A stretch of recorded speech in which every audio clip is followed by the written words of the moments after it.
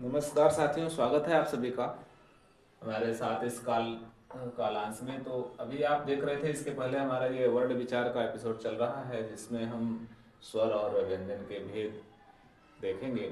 लेकिन अभी तक क्या है कि स्वर के भेद यानी स्वर का वर्गीकरण कितने आधार पर किया जा सकता है उसी का वर्णन चल रहा है। तो इसके पहले अभी आप देख सकते हैं कि जिह्वा के आधार पर और रचना के आधार पर, ओष्ठाकृति के आधार पर, और आज हम देखेंगे मुखाकृति के आधार पर स्वर के भेद।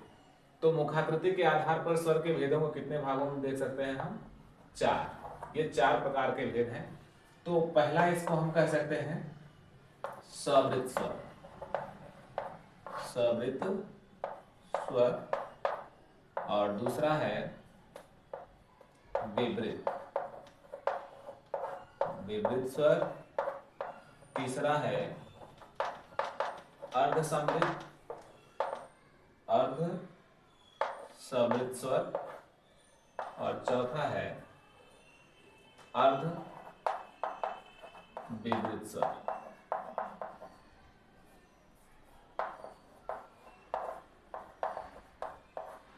तो मुख्य रूप से ये जो है चार होते हैं, 1 2 3 4। इनको हम इस आधार पर देखेंगे। तो मुखाकृति के आधार पर स्वर के जो है वर्गीकरण करने पर इस प्रकार से हम देख सकते हैं। सवृत्त का मतलब होता है जहां मुख जो है, इसको हम परिभाषा में ले सकते हैं कि जहां मुख न के बराबर खुले, मतलब थोड़ा सा मुंह खोलने पर भी शब्द का उस स्वर का उच्चारण हो जाए तो उसे हम बोलते हैं सवृत स्वर। जैसे देखिए, चार ध्वनियां ऐसी हैं, इ, ई, ए। ये चार ध्वनियां ऐसी हैं, इ और उ। अब इसको अगर हम बोलते हैं तो बोलते समय मुख की आकृति जो है गोलाकार हो जाता है और थोड़ा सा मुंह खोलने पर भी इसका उच्चारण कर सकते हैं। एक और ध्वनि है जिसको हम री के रूप में जानते हैं, इसको भी इसी श्रेणी में रखा जा सकता है। तो यह जो है जहां थोड़ा सा मुंह खुले, हल्का सा भी खुले, तो वहां पर जो है सवृत स्वर होता है। और विवृत का मतलब होता है पूरी तरह से खुलने पर, बिना वृत्त के, यानी पूरी तरह से जहां पर पूरा मुंह खुल जाए। जब पूरा मुख खुले वहां पर विवृत स्वर होता है। इसके अंतर्गत एक स्वर आता है जिसको हम आ के रूप में कहते हैं, आ का उच्चारण करने पर पूरी तरह से मुंह जो है खुल जाता है। तो जब मुंह पूरा खुल जाए तो विवृत, और जब न के बराबर कम से कम खुले तो वहां पर सवृत होता है। अब तीसरा हम देखेंगे अर्ध समृत। अर्ध समृत का मतलब होता है कि आधे से कम खुले। यहाँ एकदम बहुत कम खुलता है और यहाँ मुख आधे से कम खुले, वहां पर क्या होता है? अर्ध समृत स्वर होता है। जैसे देखिए, दो ध्वनियां हैं, ए और ओ। यहां पर दो ध्वनियां ऐसी हैं जो आधे से कम खुलने पर भी इसका उच्चारण हो जाता है, ए ओ।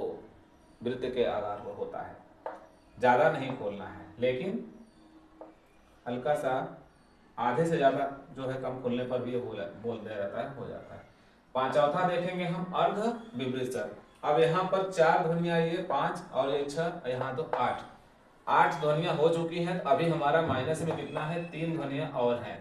इन 3 ध्वनियों का उच्चारण हमको करने पर जो है अर्ध विवृत स्वर, जहां पर जो है आधे से ज्यादा खुले।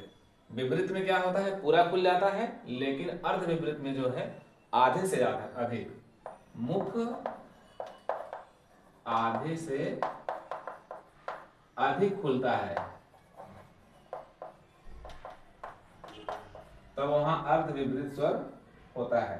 जैसे 3 ध्वनियां हैं, और ए और औ। ये 3 ध्वनियां ऐसी हैं जहां पर आधे से अधिक खुलने पर जो है उच्चारण होता है। इस प्रकार से 3 यहां हो गया और 2 यहां हुआ, 3 2 5 6 4 10। तो अर्ध विपरीत स्वर और सवृत्त के आधार, इस प्रकार से हम देख सकते हैं कि मुखाकृति के आधार पर जो है 4 रूपों में इसका वर्गीकरण किया जा सकता है।